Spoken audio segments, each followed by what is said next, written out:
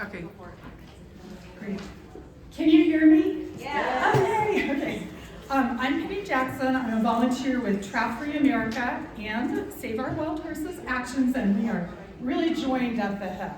We are, really one team. And Linda Kemp, who could not be here because of her Everybody, health issues. please stop talking.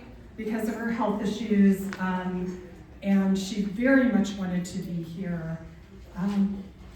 I don't know of anyone else who loves animals as much as she does. Every time I talk to her, she reminds me of how precious their lives are and how we must keep fighting for them. Trap Free is a nonprofit citizen group. We're working to stop trapping and other cruel activities like wildlife killing contests, and to educate and advocate for wildlife and biodiversity. We have several active, very active Facebook groups in the War on Wildlife and Preserving American Wildlife.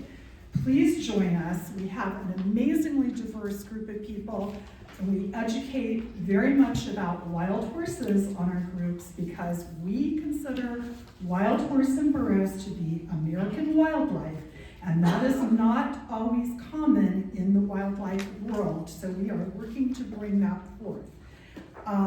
We advocate for all wildlife and for biological diversity on national, state, and local levels through education, legislation, legislative work, and community building, networking. Education is the key to the public understanding, networking.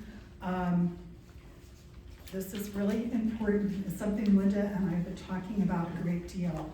Wild horses and burros are emblematic and representative of the war on wildlife and our lands and ecosystems. We have got to understand and bring to the public more broadly the link between the removal of our wild horses and burros and what's happening overall in the big picture to our lands and wildlife. And I have this wonderful thing that Linda Lee Wallace here said to me yesterday: where the wild horses go, there go the public lands. It just says it so strongly, and we must continue to work to bring this out to a larger community, including many of the wildlife advocates and environmentalists. We're here, Linda wanted to bring forth talking about harnessing the power of an event, which is Save Our Wild Horses and Wildlife Conference, and our presenting of these recommendations and how this is a really powerful step to protecting all of our wildlife, to bring our voices forth and bring us together. There's such a power in us joining together. And that joining together is the most powerful step we can take from here.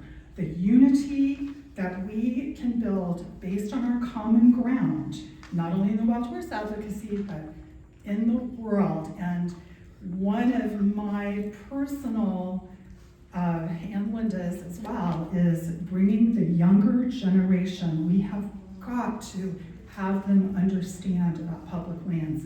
The climate activists, they're very concerned about our future. They're concerned about the food systems, our climate, everything that's going on.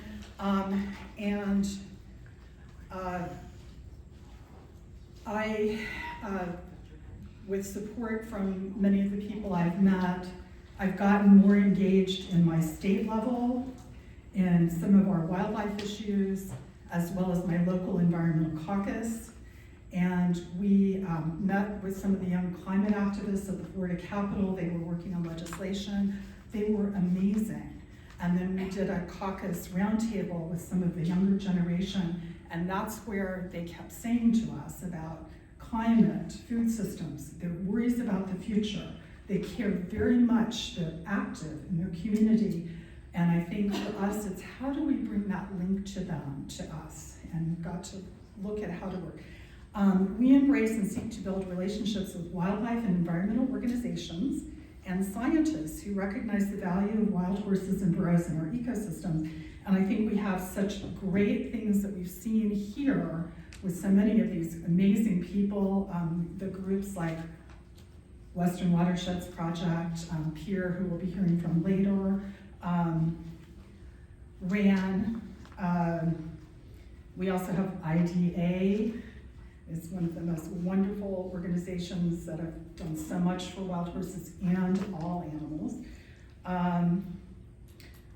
I also brought some literature from some of the groups that I know are aligned with us. Roam Free, my wonderful buffalo bison, wild bison activists. There's so many commonalities between the battle to save the last of the wild buffalo with the horses. So I've got some of their things. So we just really will continue to build anti-wild horse bias, as has been discussed. Here is very much joined with the anti-predator species bias in many ways in some cultures. And we also have within the scientific community and biologists and even environmentalists who really, they are biased against wild horses, and that's something we need to continue to dialogue with them and educate, and sometimes it's difficult, you know. Well, then keep going. Okay. And we're just really grateful for those organizations who have joined with us and continue to support us. So,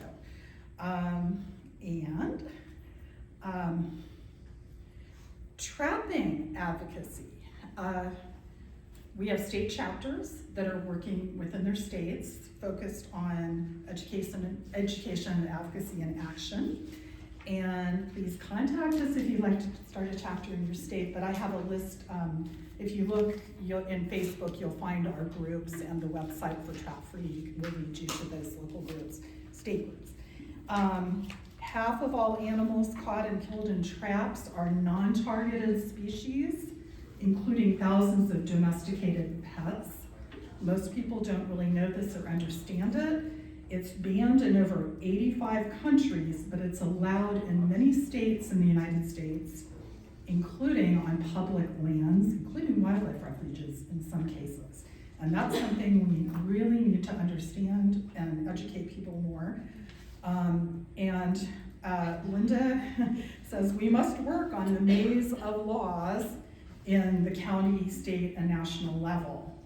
And I've been working on some of the bear issues in Florida, and it really is an experience to just jump in and start working on the legislative level in the state and to see how important that is. I think, how, what an impact that has and how much power our state legislatures have with these issues in the state law level.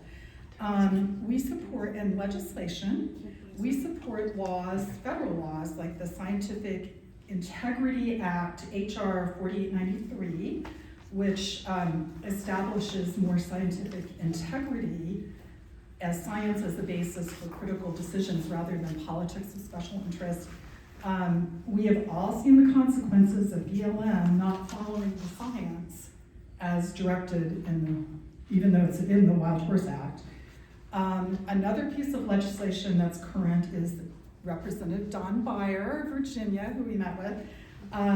He has a Wildlife Corridors and Conservation Act, HR 7221, which is a really good one. And I forgot to mention, as far as working with the younger generation, Wild Beauty Foundation is doing some wonderful work, and we'll be hearing from her a little bit later. In about 5 minutes. Okay. And the big picture, nationally and globally, we must keep realizing our connection to the big picture. And Linda is very wanted me to bring forth about President Biden's 3030 conservation plan, now called America the Beautiful. And I put the website on there so you can take a look. And it aligns with the UN International Convention on Biodiversity, so COP15, which has a landmark international agreement which the US declined to ratify. However, the Biden administration did bring forth this 3030 plan, and that UN convention really focused on biodiversity and protection of native wild species from extinction, and I included some of their goals, and there's some handouts with the full thing that's really interesting to look at, so to read through. And I think for us to understand the private interests who block progress on climate change and environmental initiatives, just like they did with COP15, are the same industry groups and their allies who block reform of wild horse and burro reform policy and wildlife policy. It's the cattle industry, we've talked about this, big ag, mining, extraction, trophy hunting groups. They work together, very well organized. They definitely hold some of our officials hostage, preventing the policies that we need, the actions that we need for a healthy, safe, and wild future. We must stand together to stand against them and have our voices count. And it's not just about saving wild horses, it's about a sustainable environment for all living things. And our future in America and the world depends on keeping wild horses and burros wild. On our way. Thank you.